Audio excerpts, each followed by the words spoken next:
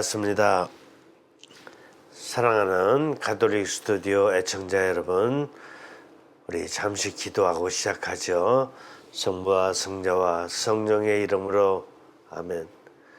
성령님, 오늘은 조금 더 깊이 있고 종합적인 관점에서 인간과 사회에 대한 이해를 하려 합니다. 이게 바로 성령님의 뜻이었습니다. 성령님, 저희가 더 깊이 있게 이해해서 당신의 뜻을 잘 헤아려 나갈 수 있도록 저희와 함께해 주십시오. 고맙습니다. 성부와 성자와 성령의 이름으로 아멘.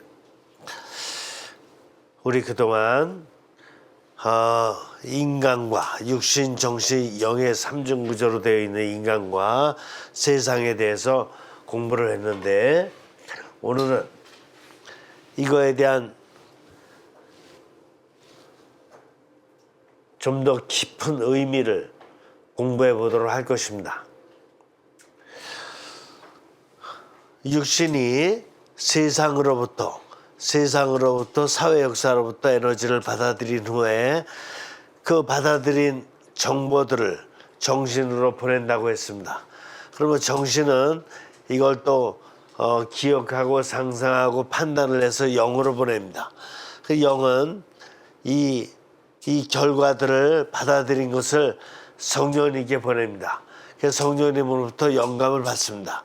그래서 다시 성령님의 영감을 정신에 보내서 정신을 영화시키고, 다시 육신으로 보내서 육신을 영화시켜서 나타난 것이 생체라고 육신이 아닌 생체라고 말씀을 드렸습니다. 이게 중요합니다. 육신은 변하지 않는 것이라고 볼 수 있겠지만 생체는 계속 변화된다. 이게 굉장히 중요합니다. 이제 변화된 생체는 정신의 힘도 가지고 있고 영의 힘도 가지고 있는 것이에요. 그냥 육신은 그냥 몸, 육신으로 눈은 눈이고 귀는 귀고 손은 손이고 발은 발이고 이렇게 되어 있지만, 생체가 되면 영화된 눈이고 영화된 입이고 영화된 귀고 영화된 손이고 영화된 발이고, 그래서 생체 안에는 정신의 힘과 영의 힘이 다 담겨 있어요. 그래서 이 생체의 힘을 가지고 이제 세상과 또다시 만남을 갖게 되는 것이에요. 그런데 이 육신, 정신, 영의 삼중 구조의 에너지를 가지고 내가 어떻게 할 것이냐, 이게 중요해요. 만약에 에너지를 갖다 이렇게 이제 다 세상으로부터 받고 성령님으로부터도 받아서 가지고 있는데, 이걸 갖다가 어떻게 해야 되는지를 모른다고 하면은 그건 의미가 없는 거예요. 지금부터 6단계로 다 보는 것이 바로 나의 삶을 잘 해석하는 기준이 돼요. 인간이 잘 살고 못 사는 것은 바로 6단계의 이 과정을 얼마만큼 잘하냐 못하냐, 거기에 달려 있어요. 자, 보죠. 보존. 인간에게 보존의 에너지는 매우 중요합니다. 이 보존의 에너지가 매우 중요해요. 보존을 못한다면은, 좋은 에너지를 받았지만 보존을 못한다면은 의미가 없는 거죠. 육신이 생체가 됐는데, 생체가 되기 위해서는 정신에 좋은 정신적인 사정을 한 것을 받아들인 것이고, 성령님의 영감을 또한 받아들인 것이에요. 그래야지만이 육신이 생체가 돼요. 그래서 이 보존을 못한다 그러면은 생체도 안 되고 영화된 정신도 안 돼요. 보죠. 그런데 이 육신과 정신과 영의 이 보존 능력은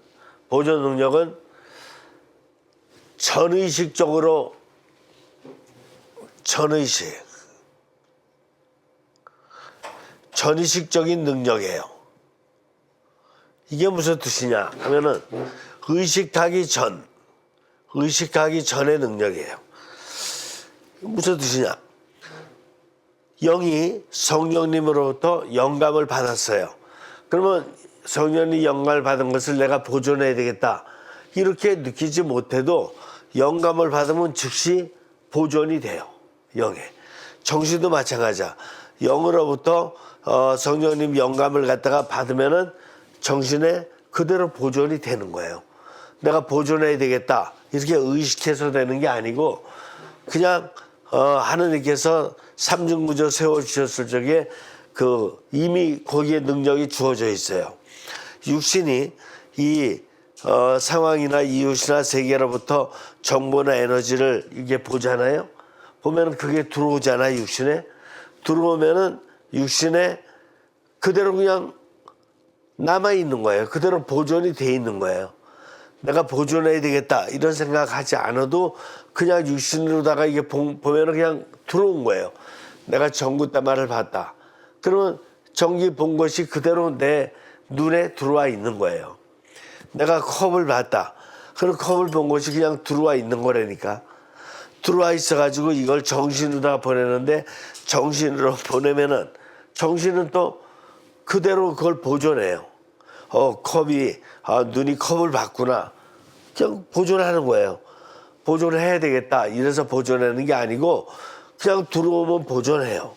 이게 보존하는 것이 바로 하느님께서 애초에 심어주신 능력이기 때문에 의식하기 전 능력이에요. 그런데 성숙한 인간일수록 그렇구나.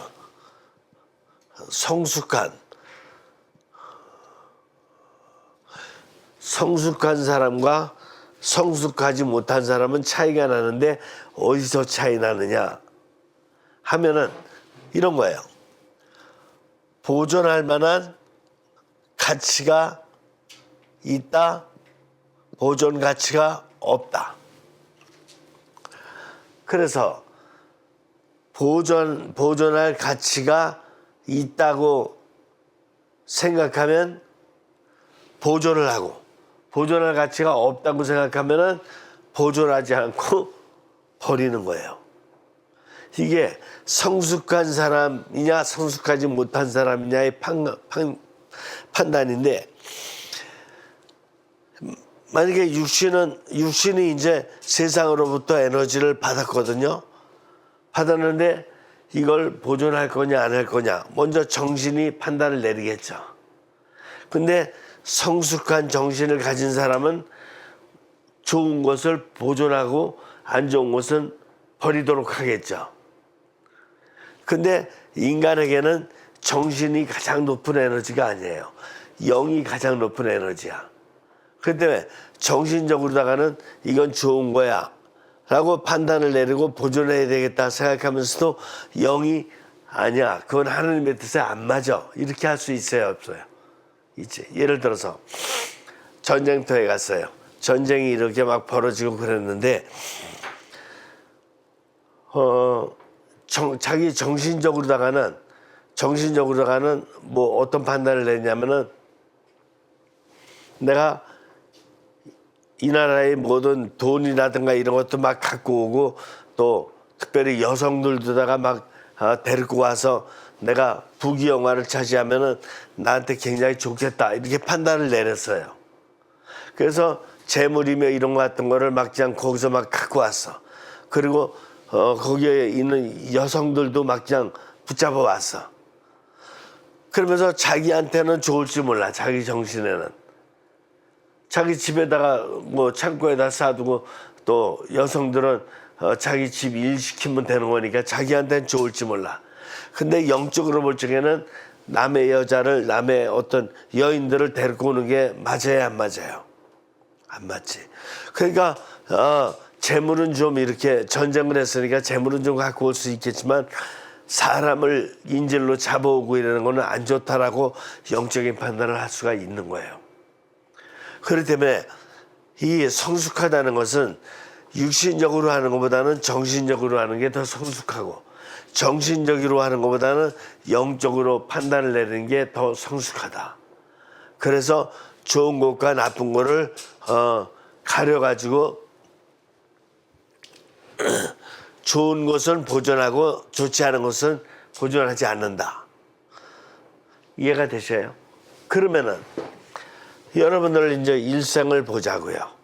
여러분들은 일생 그 어렸을 때부터 살아오면서 여러분들 많은 거를 보존했을 거예요. 그러면 육신적으로다가 여러분들이 대했던 그 많은 것 중에서 보존했던 것도 있고 버렸던 것도 있을 거야. 근데 어떻게 됐죠? 지금 생각해 보세요.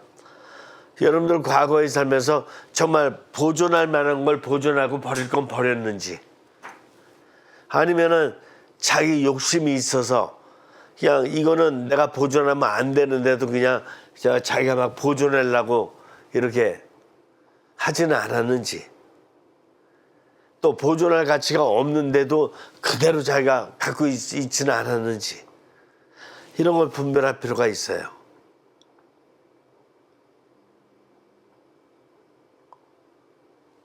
판단하기 어렵죠? 좀 더 비유를 설명할게요.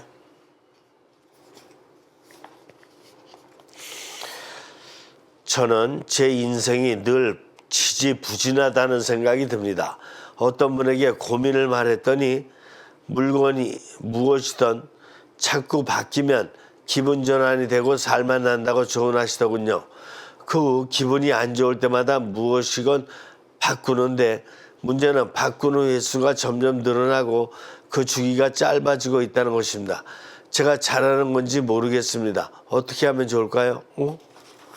기분이 안 좋을 때마다 뭔가를 바꾼다? 뭘 바꾸죠? 옷 입는 걸 옷을 자꾸 바꾼다. 신발을 자꾸 바꾼다. 뭐를 바꾼다 이거예요? 기분이 안 좋을 때마다. 그러면 바꾸면 가지고 있던 건 어떻게 돼요? 가지고 있던 건 버려야 되는 거지. 보존하지 않고. 그죠? 그러면 이게 가치를 지금 잘 판단한 거예요? 쓸만한데도 기분만 안 좋으면 그냥 버리고 새 것도 사고 계속 이렇게 한다. 그러면 새 거 사는 것도 보존해야 되고 쓸만한 것도 보존해야 되잖아. 이건 가치를 모르는 거죠. 우리 살면서 그런 게 많아요. 자기한테 꼭 필요하지 않은데도 불구하고 또 물건 또 사고 이런 경우 많잖아요. 또 어디 카페라든가 이런데 가지 않고 책을 보고 그 시간에 좀 이렇게 기도도 하고 그래도 되는데도 불구하고 그냥 심심하다는 이유로다가 그냥 카페 가서 커피 한 잔 먹고 친구들하고 농담하고 이런 경우 많잖아요. 그렇죠? 그러면 이렇게 책을 본다든가 기도하는 에너지의 보존은 없어지고 자꾸 에너지만 낭비하잖아요. 그죠? 보다 더 높은 가치로 보존을 할 수 있는 거 대단히 중요한 거예요. 여러분 습관이 바뀌는 거예요. 그래서 여러분들 카페 문화, 농담 문화, 수다 문화가 자꾸 발달되는 거는 바로 여러분들이 그렇게 시간을 귀하게 쓰고 보존하지를 못하고 별로 쓸데없는 시간에 가서 친구들하고 농담이나 수다나 떨고 이렇게 커피나 먹고 그러기 때문에 돈도 낭비, 에너지도 낭비, 귀한 어떤 그 시간도 낭비, 다 에너지 낭비되는 거예요. 자, 잘 갖고 온 정신 에너지의 지시를 받는 것은 물론 좋습니다. 그러나 인간에게 가장 높고 신성한 에너지는 뭐예요?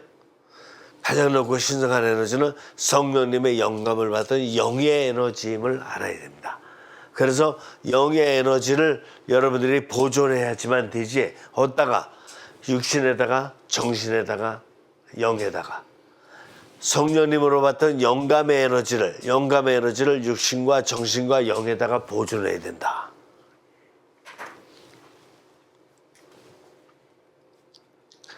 영감의 에너지가 가장 높다. 영감의 에너지를 보존할 줄 알아야 된다. 그러면 성장. 인간이 한평생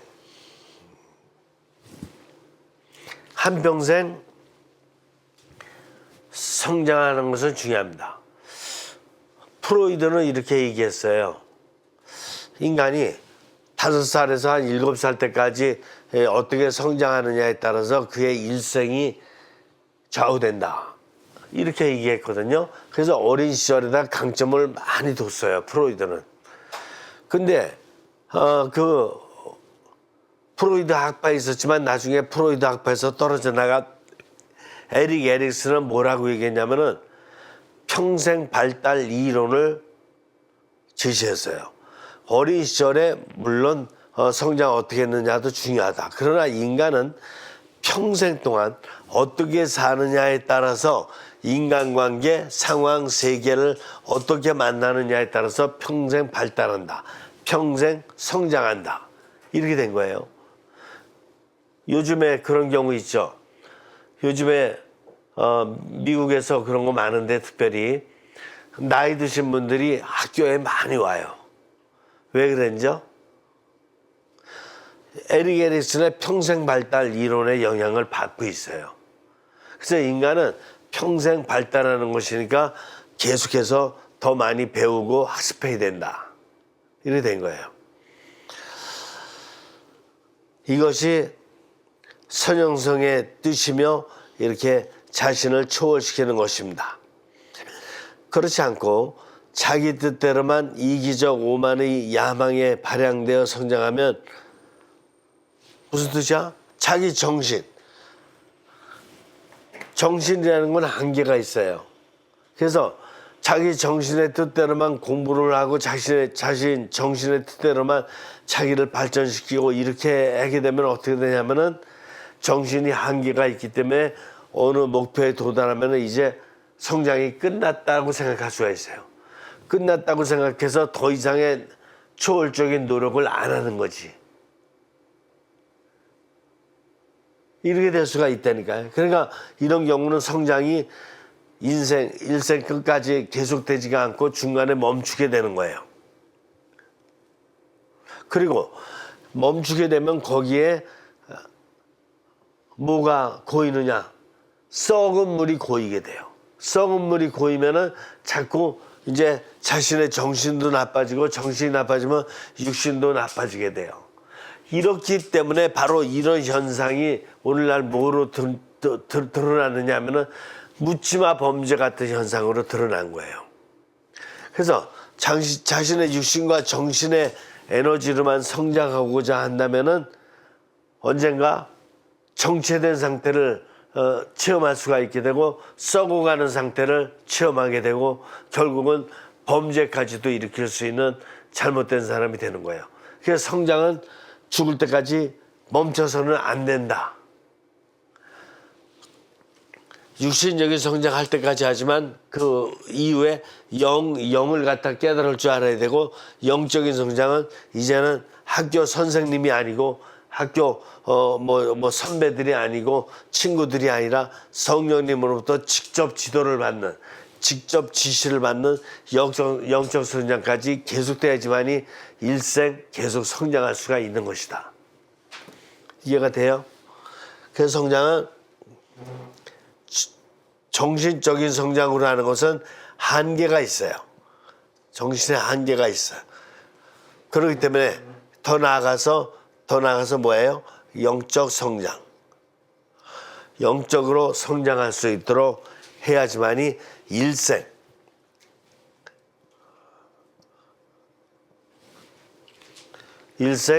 성장할 수 있는 것이다. 그런데 만약에 어떤 사람이 영을 깨닫지 못했어요. 영을 깨닫지 못하면은 일생 성장할 수 있을까? 안 되죠.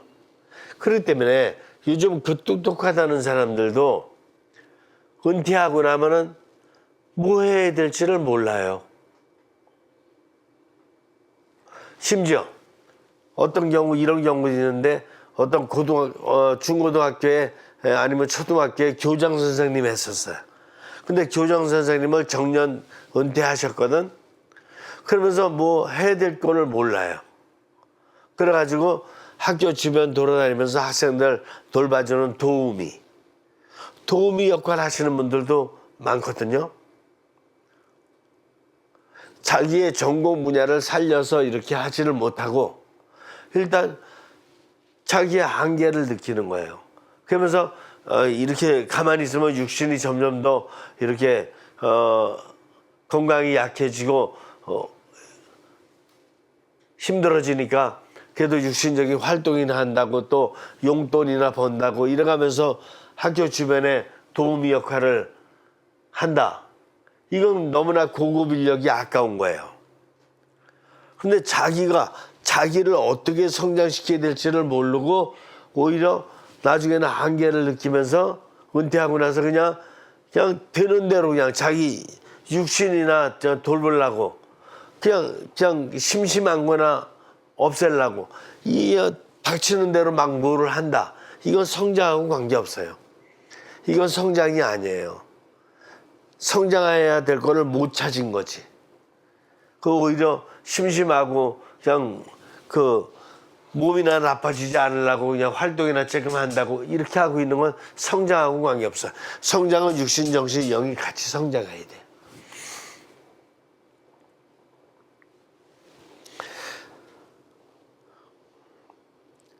성장은 맨 처음에 인간은 육신에서부터 출발을 합니다. 육신 성장을 해요. 그 다음에 청소년 때는 정신적인 성장을 해요. 그러면서 정신적인 성장을 하면서 유일무이한 자신이 돼요.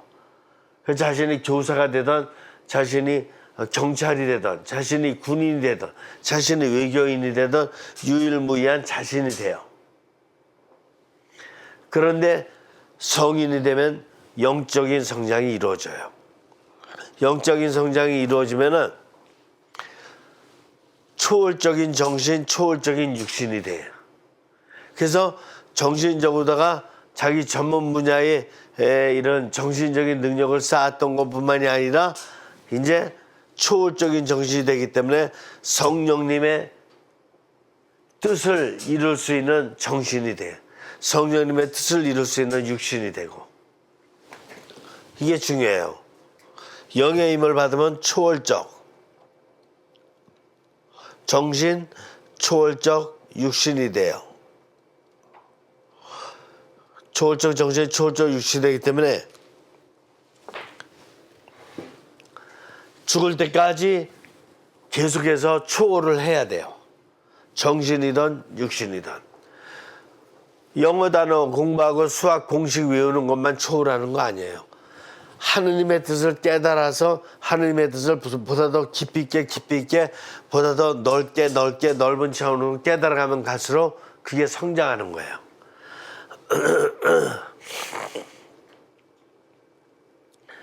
영을 받은 영감의 에너지로 정신과 육신을 영화된 정신, 영화된 육신으로 변화시켜서 인간의 인격적 차원, 육신과 정신의 인격적 차원을 넘어서 영을 포함한 영화된 인간, 신성화된 인간으로 초용성. 자, 이게 육신과 정신을 보통 사회적으로 다 얘기하는 인격적 차원이라고 그래요. 인격적 인간, 인격적 차원이라고 하는데 이걸 넘어서 영적으로 가면은 어떻게 되느냐? 영화된 인간, 신성화된 인간, 초영성된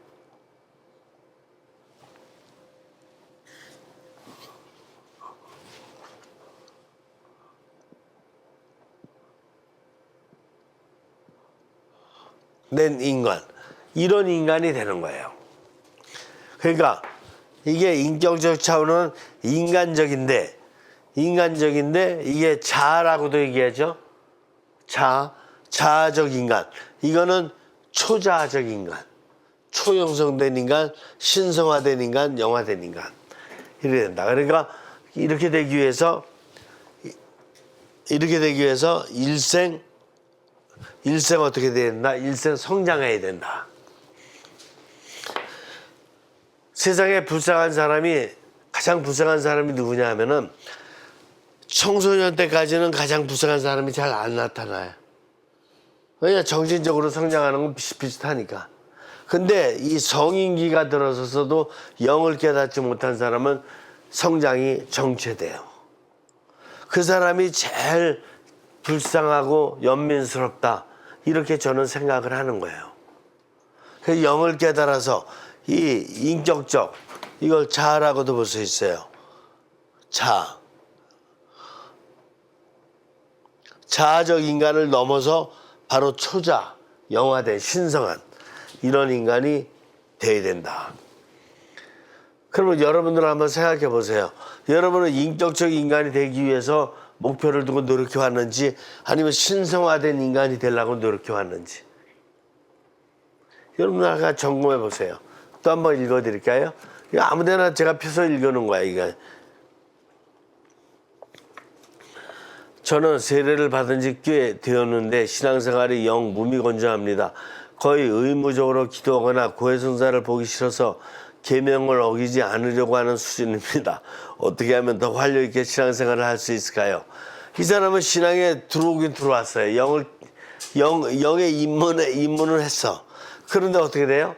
도로 빠꾸를 했어. 도로 백을 해가지고 육신과 정신적인 차원의 삶보다 거의 돌아가고 영적인 차원은 거의 무미건조해.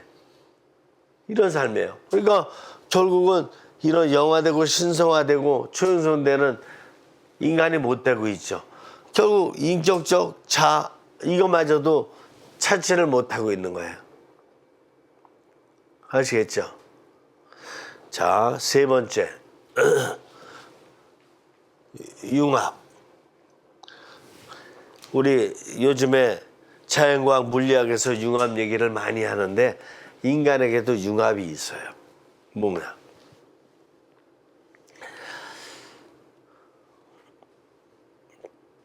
육신적 차원을 보면 유아 때는 어머니와 융합이 된 상태죠. 어머니의 사랑을 잘 받으면서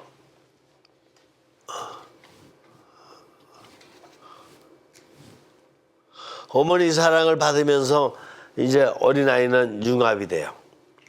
그때 어머니 사랑이 얼마나 깊은 사랑인지 유아는 어머니를 하느님같이 이렇게 생각할 정도로다가 어머니하고 융합이 돼요. 여기까지는 좋아. 그런데 청소년기가 되니까 청소년기 때 만나는 사람이 누구죠? 선생님도 만나고 친구, 선배 뭐 이렇게 만나는데 어머니하고 융합됐던 것 같이 될까요? 아니죠. 안 되죠. 청소년기 때는 벌써 어머니 유아기 때는 내가 뭐 똥을 싸도 어머니가 다 잘해주시고 착하다고 잘했다고 울어도 그냥 이게 달래주고 그래 이렇게 해주고 좋았는데 이때는 어떻게 청소년기는 내가 숙제를 갖다가 안 해갔다. 그러면 선생님이 잘했다 너 숙제 안 해왔으니까 잘했다 이렇게 하실 리가 없잖아요. 그죠? 좀 조언도 들어야 되고 야단도 맞아야 되고 이런 거예요. 또 친구들 사이라든가 선후배 사이에 있어서 또 어떻게 돼요? 하다가 뭔가 내가 좀 이렇게 실수를 하거나 잘못하고 그러면은 그들이 그렇게 막 어머니같이 돌봐주거나 하게 되지는 않아요. 그죠? 그러니까 어떻게 되는 거예요? 어머니하고 상태에서 융합됐던 것이 이때는 어떻게 돼요? 이때는 파괴돼요. 모든 사람이 다 내 어머니 같은 게 아니로구나. 그래서 이제 파괴가 되는 거야.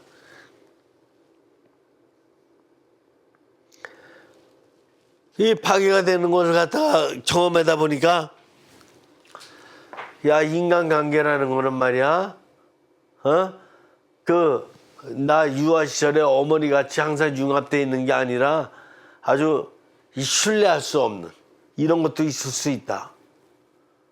그래서 불신하게 되는 거야, 불신. 불신하기 시작하는 거야. 그래서 결혼을 했어요.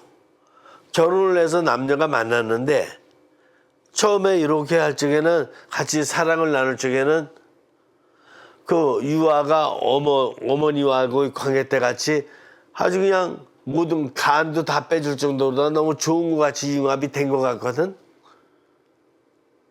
에? 결혼 초창기 허니문 시절에 좀 된 것 같거든요, 융합이.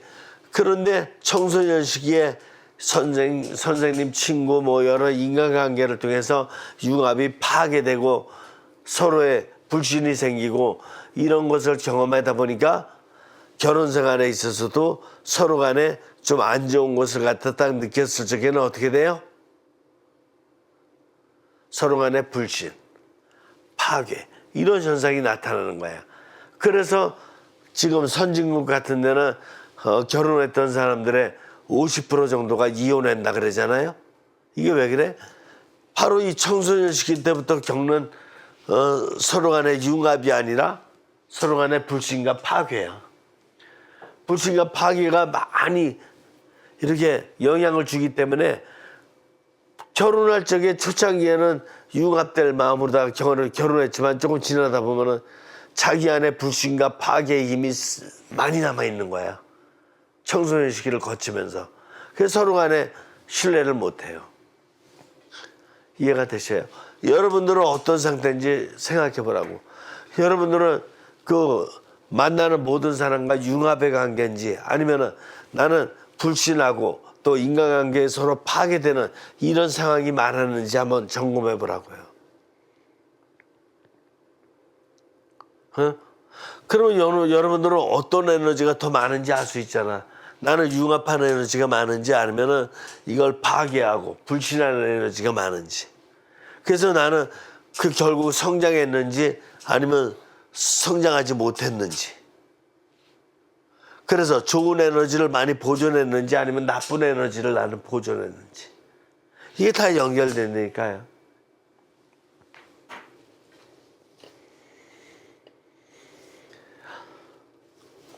그런데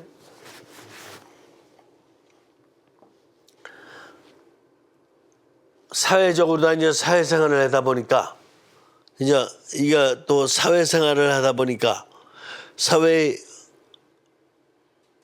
공동체가 있어요. 그거는 공동체마다 뭐를 중요해요? 자기 모임의 중요성을 강조해. 그리고 그 중심이 꼭 지도자로 돼 있어. 그런 경우가 많죠. 어떤 공동체든. 근데 이때 뭐가 문제가 되냐면은 모임의 중요성을 강조하는 거는 물론 뭐 의미가 있다고 생각할 수 있어. 그러면서 또 지도자를 갖다가 강조하는 것도 어느 정도는 이해할 수 있겠지만은 너무 지도자 중심으로 돼 있어. 그래서 그냥 지도자를 중심으로 한 중심 세력들이 모든 걸 다 이끌어 가거든요. 그 개인은 뭐가 돼? 개인은 장기판의 졸이지, 졸. 졸이고 그러면은 개인의 어떤 의미가 있어요, 없어요? 없지. 심부름꾼에 불과해. 하수인에 불과하다고요. 이렇게 개인이 자꾸 그렇게 소외되고 자신이 자꾸 이게 비하되고 비천하게 될수록 융합이 될까 안 될까? 안 되는 거예요.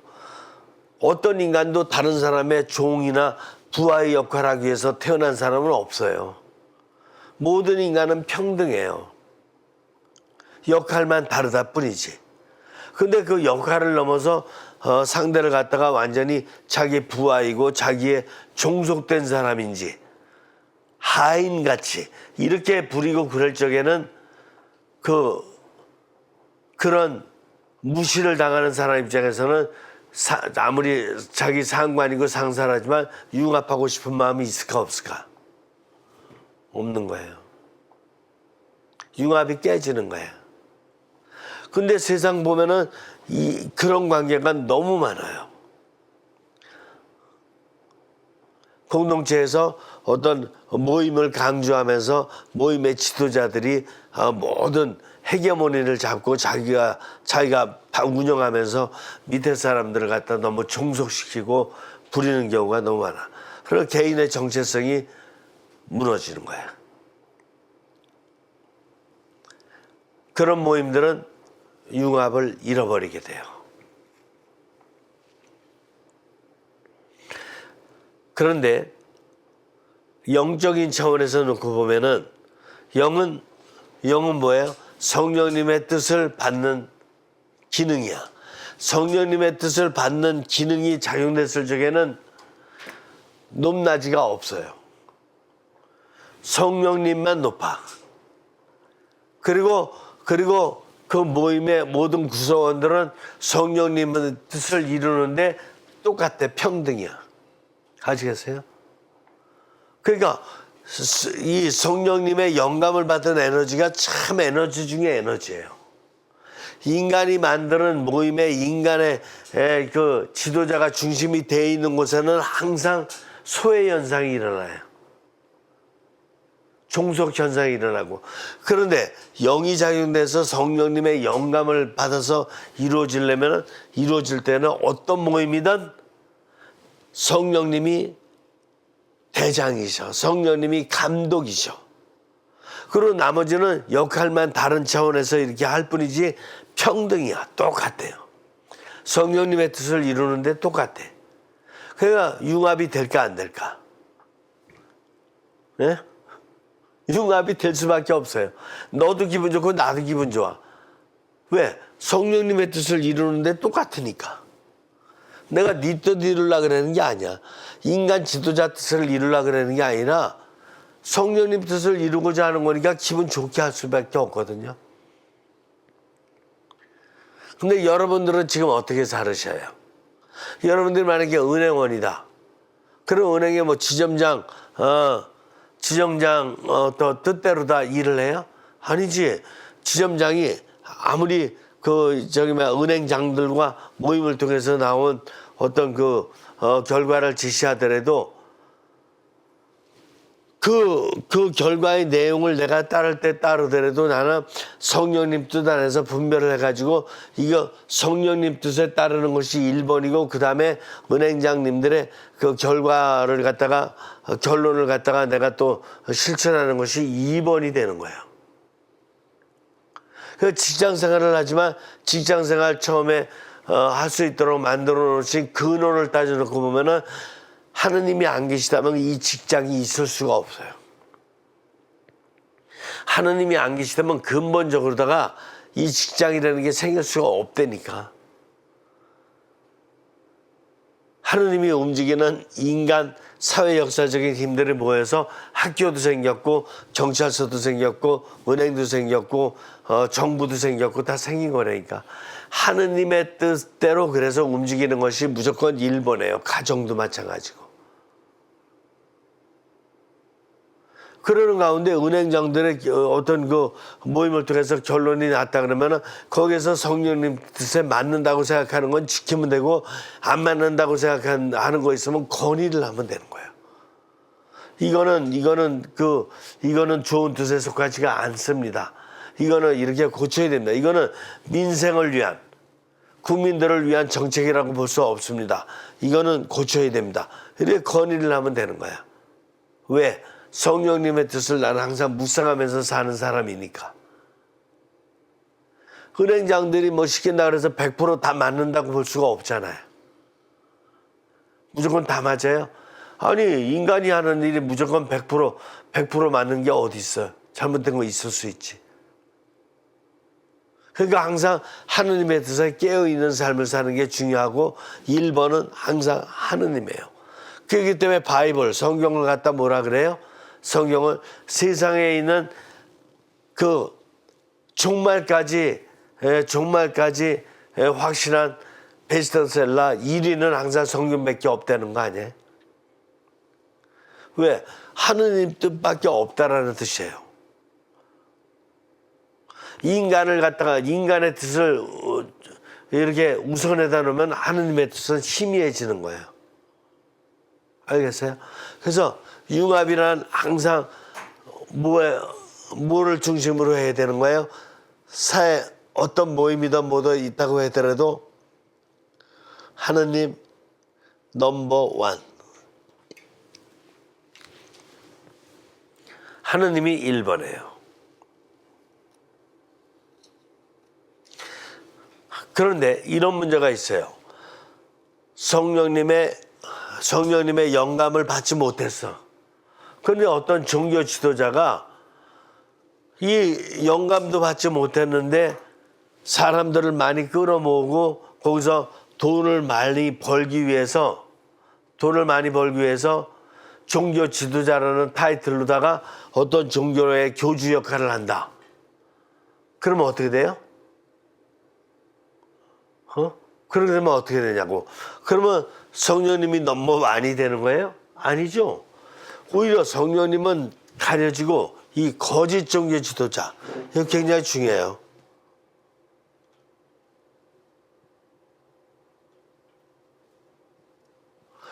영감의 힘이 제일 중요한데 영감의 힘을 받았다고 하는 거짓 종교 지도자가 나타나서 내 말을 들어라. 내가 성령님 영감을 받았다. 이래가면서 어떤 종교 집단을 이끌어 나갈 적에 그 집단은 맞는 거예요? 틀리는 거예요?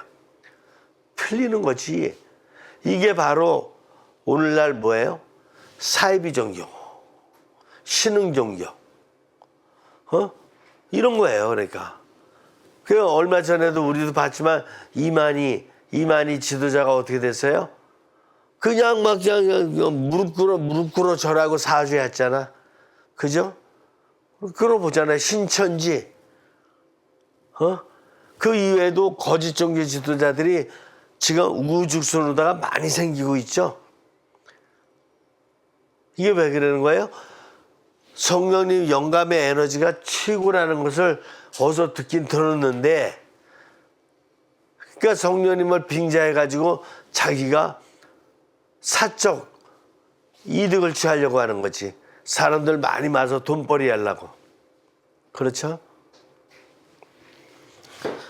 이런 데서는 융합이란 절대로 일어날 수가 없다.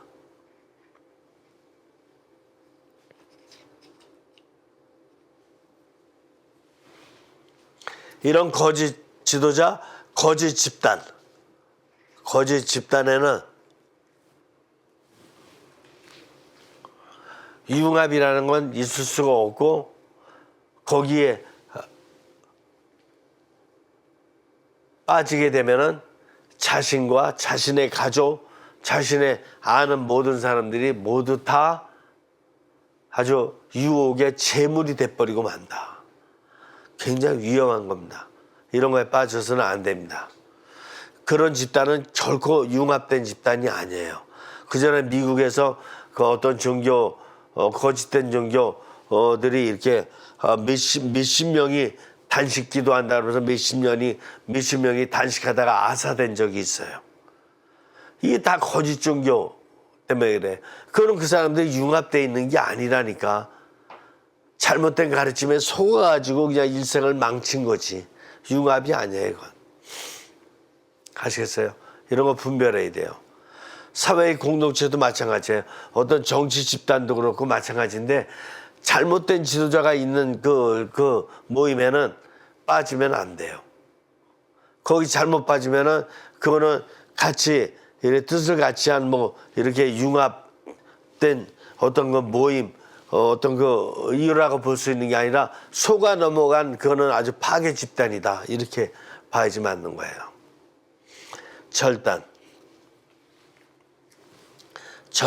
절단은 이 거꾸로 해가지고 단절이다 그래도 돼요. 단절. 똑같은 말이잖아, 그죠? 절단해버린다.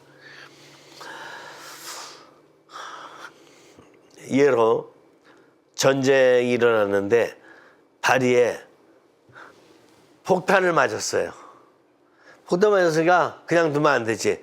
다리를 어떻게 해야 돼요? 절단해야 돼, 절단해야 되는 상황이 생겼다, 이게요. 그럴 때 다리 절단 안 할 거예요? 탈이 절단하고 나머지 몸은 살려야 될 거 아니에요?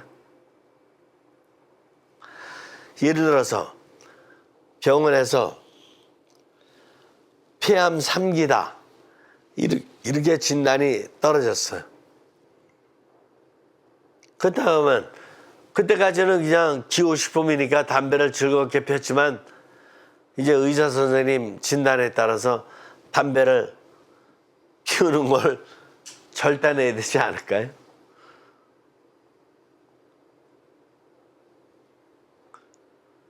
저도 담배 군대 가서 배운 이후로다가 몇십 년 동안 많이 폈었는데 제가 이렇게 병을 앓게 되면서 의사 선생님이 이제 폐가 나빠지고 그럴 수가 있으니까 담배는 안 피워야 됩니다.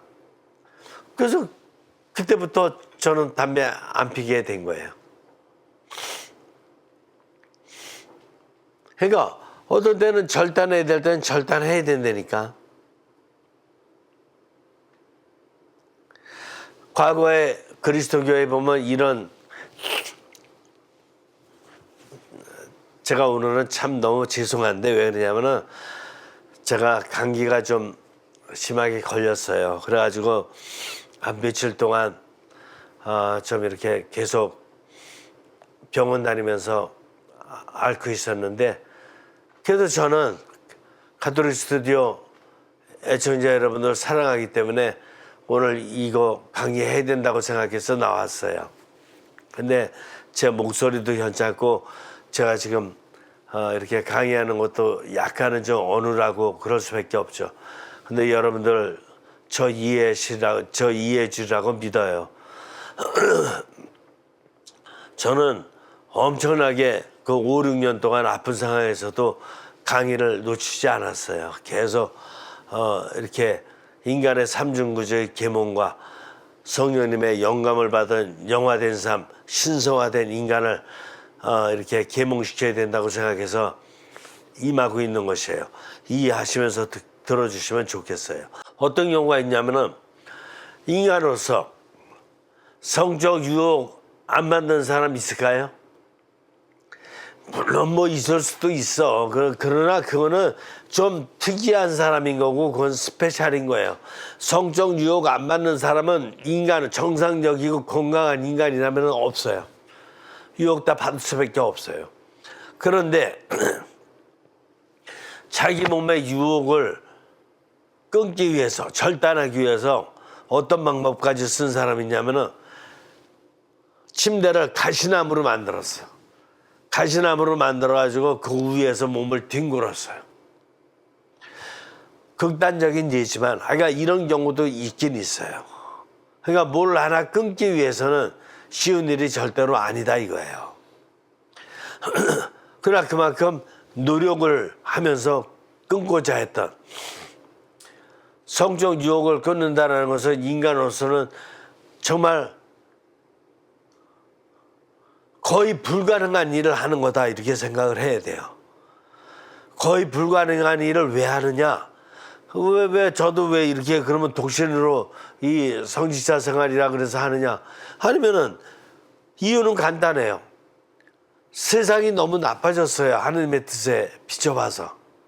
그래서 이 세상을 조금이라도 또 하느님의 뜻으로 정화시키고 성화시키기 위해서는 그만큼 희생하지 않으면 안 돼요. 뭘 절단하지 않으면은 이런 세상을 더 좋게 성화시킬 수가 없어요.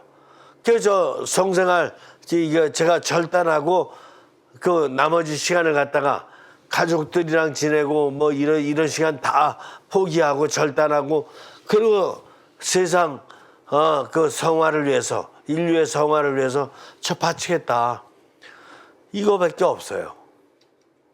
그렇죠.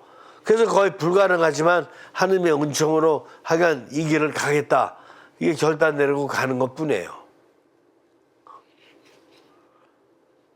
그래서 인간이 좀 더 좋은 일을 하기 위해서는, 좀 더 하느님의 뜻을 실천하기 위해서는 인간적인 뜻은 조금 절단하고 희생할 필요가 있다.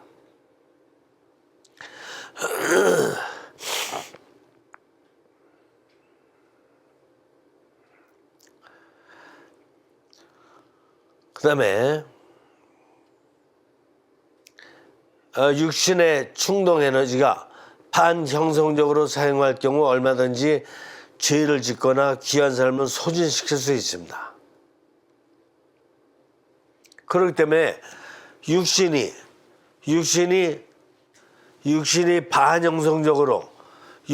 반형성적으로 됐다. 이게 반형성적으로 됐다.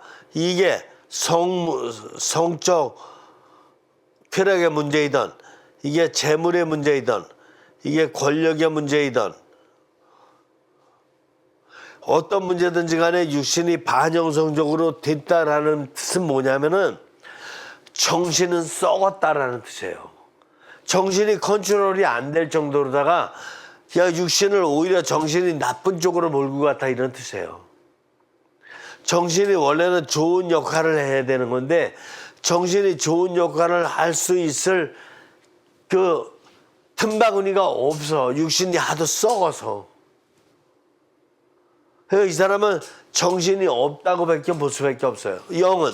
영은 더더군다나 이 사람과 영과는 아예 관계가 없어요. 육신이 반영성적으로 다 생활하는 사람이다. 그러니까 이것이 옛날에 보면 신차원이라든가 이렇게 정말 이해 도저히 할 수 없는 살인사건 이런 거 막 있었잖아요. 그러면은 그 사람은 육신이 그렇게 돼버렸기 때문에 그 사람 정신이 있다고 할 사람은 없어요. 나쁜 쪽으로다가만 쓰여지는 정신이야. 정신도. 알겠어요? 그래서 육신이 반영성된 게 인간으로서 가장 나쁜 거예요. 이미 정신은 썩어버린 거고 영은 없는 상태야. 육신이 반영성이 되면.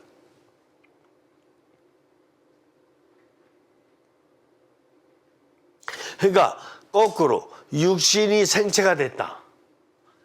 이것만큼 좋은 게 없어요.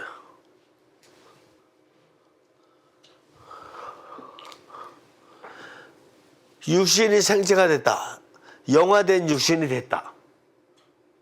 이거는 이 정신은 육신이 생체가 돼 있으면 정신은 완전히 영화된 정신이 돼 있는 거예요.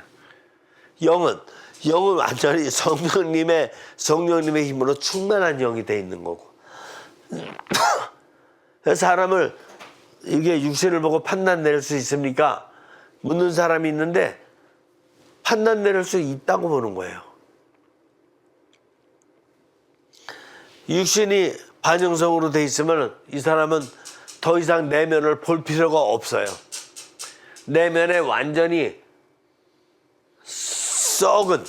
썩은 정신만 들어가 있기 때문에 육신이 반영성 돼 있는 사람은 내면의 정신을 볼 필요가 없을 뿐더러 영은 더더군다나 없어요.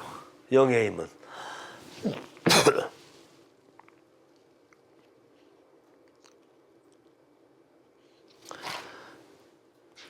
결국 인간은 절단할 부분은 어떻게 돼요? 절단할 부분은 절단하고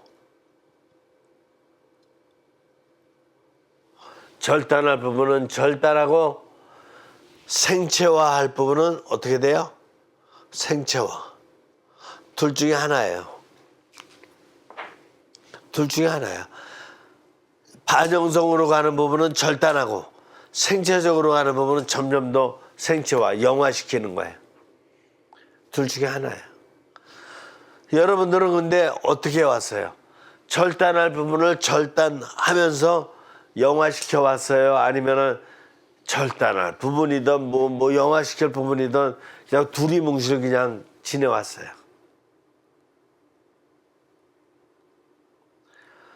그러니까 여러분들 육신이 얼만큼 영화됐고 성화됐느냐 그거를 보면은 절단할 부분을 얼만큼 잘 절단해 왔는지를 알 수 있어요. 절단할 부분을 절단하지 못했으면은 이미 그만큼 썩은 부분이 남아있다 이런 뜻이에요.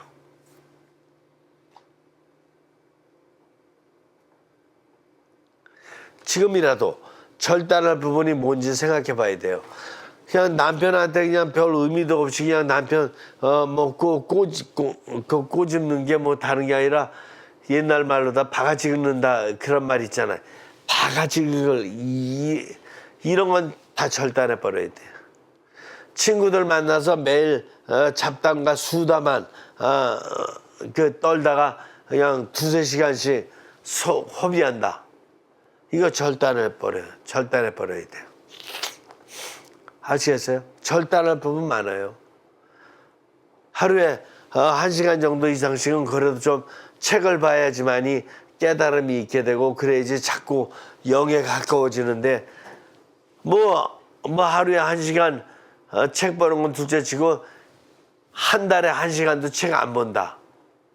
그러면서도 쓸데없이 그냥 이렇게 친구들하고 그냥 전화는 그냥 30분 1시간씩 이렇게 쓸데없는 거 갖고 전화하고 카페 가서 막 두세 시간 그냥 앉아 있고 이거 다 절단해야 될 부분이에요. 그 다음에 확장은 뭘 확장해야 될지 이미 다 제가 설명드렸어요. 생체를 확장해야 돼요. 생체. 제가 왜 영을 확장하라 그러지 않고 정신을 갖다가 확장하라 그러지 않고 생체를 몸을 확장해라 그러는지 아시겠어요? 네? 판단은 몸에서 내려요. 몸이 영화된 사람은 정신은 훨씬 더 영화돼 있다니까. 몸이 영화돼 있는 사람은. 그러면 영은 훨씬 더 충만돼 있다니까. 영으로. 영이 몸이 얼마만큼 영화돼 있느냐가 그래서 인간은 거기가 판단 기준이 되는 거예요. 정신은 안 보여요. 영도 안 보이고. 영화된 눈. 저 사람은 눈을 봐도 얼마나 영적인지 참 좋다. 저 사람 말하는 건 참 들을 만하다. 항상 영화된 말만 하니까. 결론은 육신에서 나온다니까.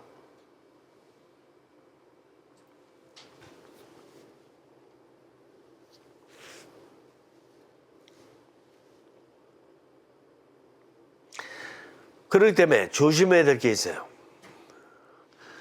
청소년 시기를 지내면서 정신이 계속 정신의 발달만 노력을 해가지고 정신은 굉장히 막 높이 올라갔어. 대신에 육신과 영은 별로 사용하지는 않았어. 공부하는 데만 막 집중을 엄청 많이 해가지고 자기가 아주 전문가가 됐어.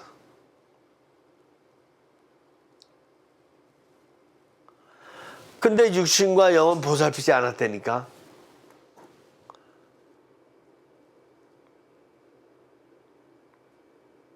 그 사람은 어떨까? 잘 생각하는 거야, 못 생각하는 거야?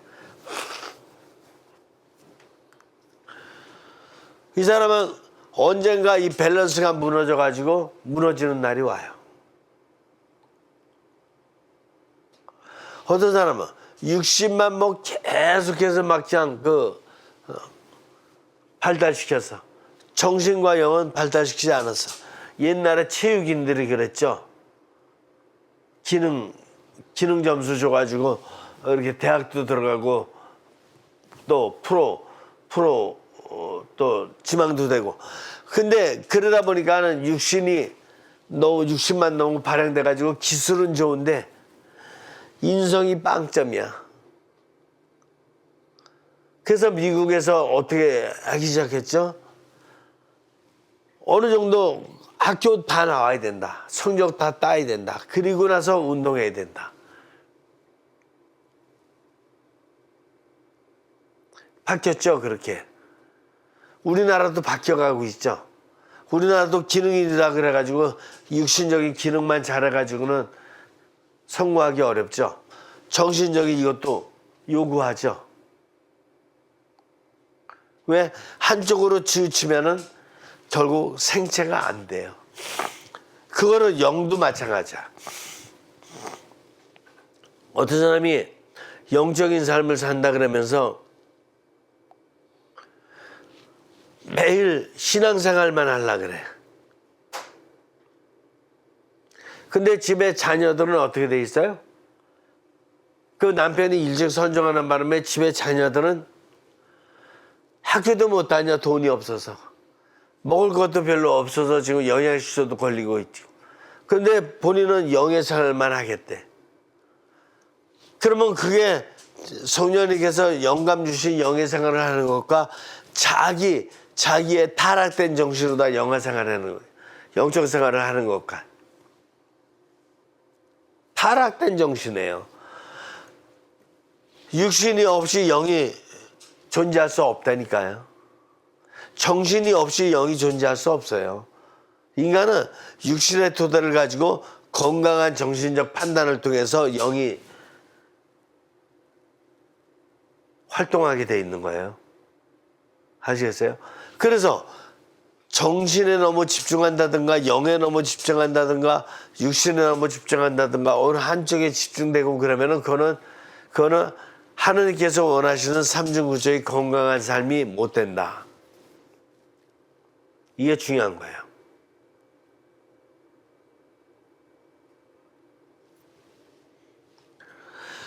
그렇게 그런 잘못된 영의 생활을 하게 되면은 자기 정신과 육신도 망칠 뿐만 아니라 가족의 정신과 육신도 다 망치는 것이 된다.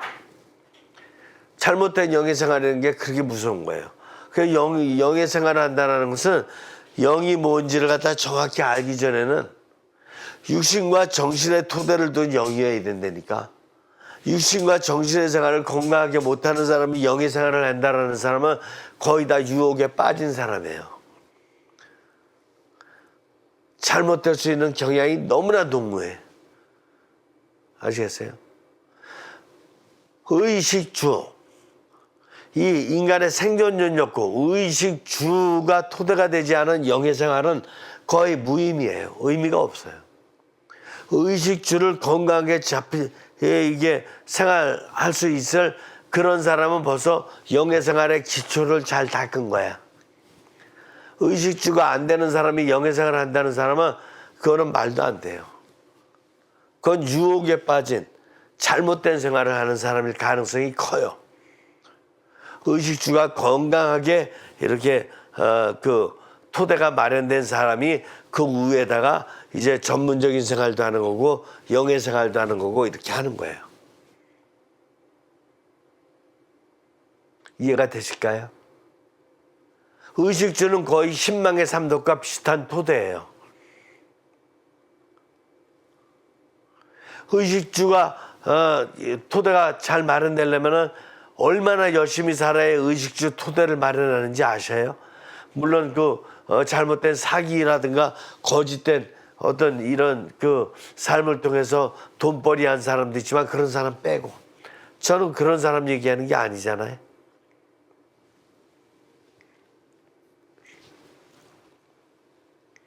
이건 생체의 확장이에요. 마지막 일체화. 일체화는 뭐냐? 하느님의 뜻대로 이렇게 일생을 사는 거는 쉬운 건 아니에요. 이거는 뭔가 일체하냐? 하느님 뜻과 일체화예요. 누구의 뜻과 일체화가 절대로 아니야. 인간과 인간끼리는 서로 너 내 뜻대로 너 살아라. 이건 절대로 있을 수가 없는 일이에요. 세상에 주의도 안 돼. 이즘도. 민주주의, 공산주의, 사회주의, 제국주의 이런 모든 주의는 다 잘못된 거예요. 이즘이야 이게 이즘. 커뮤니즘, 데모크리티즘, 캐피탈리즘 이런 모든 이즘은 다 부족함이 많아요. 잘못된 거예요. 그렇기 때문에 이 모든 이즘은 어디를 향해야 되느냐 하면은 하느님 뜻으로 다 향해야 돼요. 하느님 뜻을 향해서 계속해서 초월되어야 돼요. 변화되어야 돼요.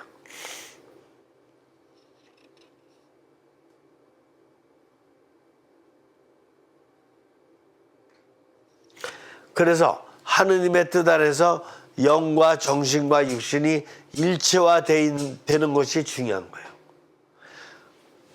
마지막 결론을 보면은 그래서 육신으로부터 먼저 출발을 했죠. 사회에서 생활하면 육신의 오감이 받아들여서 그 다음에 정신이 나름대로 기능을 발휘해서 그 다음에 영으로다 넘기고 영은 성령님께 넘겨서 성령님으로부터 영감을 받아요. 영감 받아서 이제 정신을 영화시키고 육신을 영화시켜서 다시 사회 역사로다 보내서 상황도 이웃도 세계도 다 영화시켜요. 그렇죠. 이것이 바로 성령님 뜻 안에서 일체화되는 과정이에요. 이 일체화가 아니라 여기서 영의 단계에서 끊어져 가지고 인간의 정신 가지고 이 세상을 일체화시키려고 노력했던 게 바로 뭐예요? 제국주의들, 독재자주의들, 그렇죠. 공산주의들, 이런 것들이 다 영을 빼놓고 지도자의 정신 가지고 이렇게 모든 것을 다 일체화시키겠다고 노력했던 거짓된 일체화의 모델들이에요. 거짓된 일체화되면 안 돼요. 그래서 항상 영이 성령님의 영감을 받아서 성령님의 영감으로 정신, 육신, 사회 역사를 일체화시키는 이런 일체화된 방향으로다가 살아가는 게 인간의 본질이다. 그러면 여러분들은 이 인간의 본질이 될 수 있는 일체화를 위해서 바로 이런 것들을 어떻게 살아왔는지 잘 점검해야 되는 거예요. 이해가 되시겠어요? 제가 오늘 좀 이번 시간 좀 길게 했는데 제가 조금 전에 말씀드린 바대로 감기기로다가 좀 하다 보니까 제가 지금 말 속도도 느리고 설명도 그렇고 약간은 이런 거 여러분들이 이해해 주시기 바랍니다. 이번 시간 여기서 마치겠습니다. 성부와 성자와 성령의 이름으로 아멘. 성령님, 당신의 뜻 안에 우리 모두가 일체화된 삶을 살아갈 수 있도록 이렇게 저희들 돌봐주시니까 감사합니다. 고맙습니다. 성부와 성자와 성령의 이름으로 아멘. 수고하셨습니다.